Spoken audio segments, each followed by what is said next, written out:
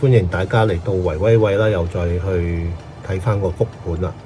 咁係啦，我就阿維啦。咁復盤睇翻嗰個我哋上次講嗰個咧，因為隔咗一個禮拜啊，我就上個禮拜就去咗第二度。咁咧今個禮拜咧就再隔咗一個禮拜啦。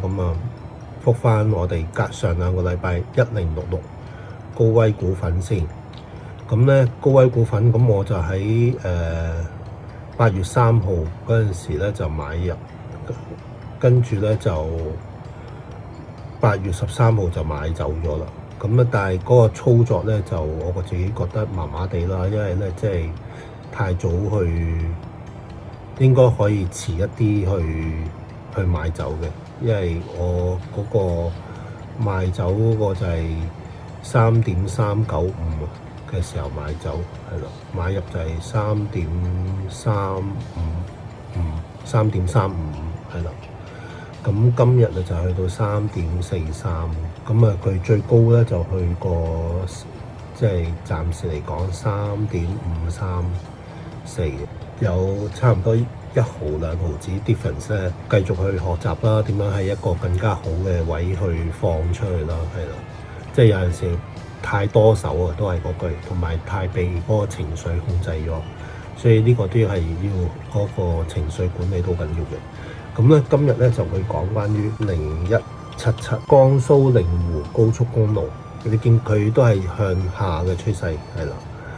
咁但係咧嗰個有幾樣嘢去值得去講嘅，因為咧即係點解去選擇佢咧？佢雖然向下啦，但係咧之前咧佢有呢個建倉信號啦，喺呢個8月3號有建倉信號啦。咁跟住建倉信號之後佢就落啦，同埋有一個呢個SO 即係 show， 即係佢有主力賣出啦，係啦。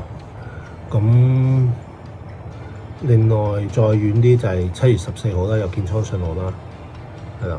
咁但係你都見到有好多呢個賣出啊、買入信號嘅，咁多就唔講啦。但係即係喺呢度佢有一個好密集嘅買入同埋建倉信號啦，跟住佢有上過去嘅。咁但係最主要咧就睇翻呢個5月29號咧，呢條巴咧即係唔能夠忽視呢個買入嗰個信號，比平時大咗超過成10幾倍嘅，即係咁我哋睇翻呢一日咧，咁其實講緊係去到11億嘅，係啦，呢一日買入係啦，跟住佢上去，但係咧你見到佢係冇話升嘅時候咧，有一個好大手賣出嘅，佢都係喺一個縮量嘅情況之下，呢一日咧增量增咗好誇張啦。咁喺平時 in average 咧，佢都係只係得6000幾萬啊，係啊，或者2000幾萬啊，係啦，依家1億啊咁樣左右，係啦，都係 within 1億之內嘅。但係呢度咧成11億，係啦，講緊5月29號，而喺去睇翻拉翻長嚟講咧，佢都係冇一個好大嘅賣出嘅 ，OK。所以咧我就比較偏向相信，即係呢一個嘅買入信號啦。之後咧佢就有低過去買入信號嘅價位，依家係。所以咧都係同埋另一樣嘢咧，想講呢個其中一點啊。第二點咧最重要咧就係你見佢係喺呢個200天嘅平均線接近啱啱穿咗一隻，只係啦。其實一度好長時間都係喺200平均線上落嘅 ，OK， 啱啱穿咗。但係咧你睇翻恒指，係啦。佢係低於200天平均線嘅，依家恒指嘅情況係啦。咁其實佢嘅走勢基本上咁講咯，即係佢整體個走勢都係跑贏恒指咯。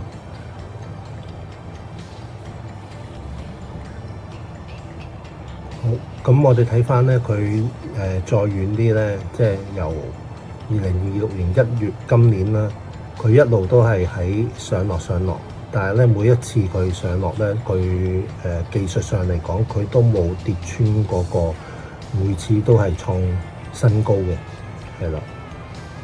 咁我哋可以睇到佢落翻嚟呢個位啦，喺3月20號落翻啦，跟住繼續上，又去到6月12號就已經上到最高，跟住落翻嚟咧，又係7月3號跌翻落去，又再上啦，咁就冇跌過嗰個新低嘅，係啦，每次都係咁。喺呢個細嘅波幅啦，雖然未創新高，我哋都希望個目標，希望佢破到呢個新高啦，係啊，咁一路咁個走勢都係咁樣，同埋佢都係喺沿住200天平均線一路咁樣 keep 住上去嘅。OK， 咁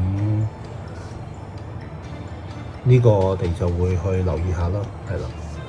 咁同埋佢個現金流同埋佢都有 keep 住穩定派息嘅，係啦。依家派息大概接近6厘度嘅。OK， 咁就所以就呢個就係今日嘅分享啦。咁所以我哋嗰個嚟緊個目標，希望喺大概9個3度買到啦，係啦。咁目標希望可以去到10蚊啊，係啊。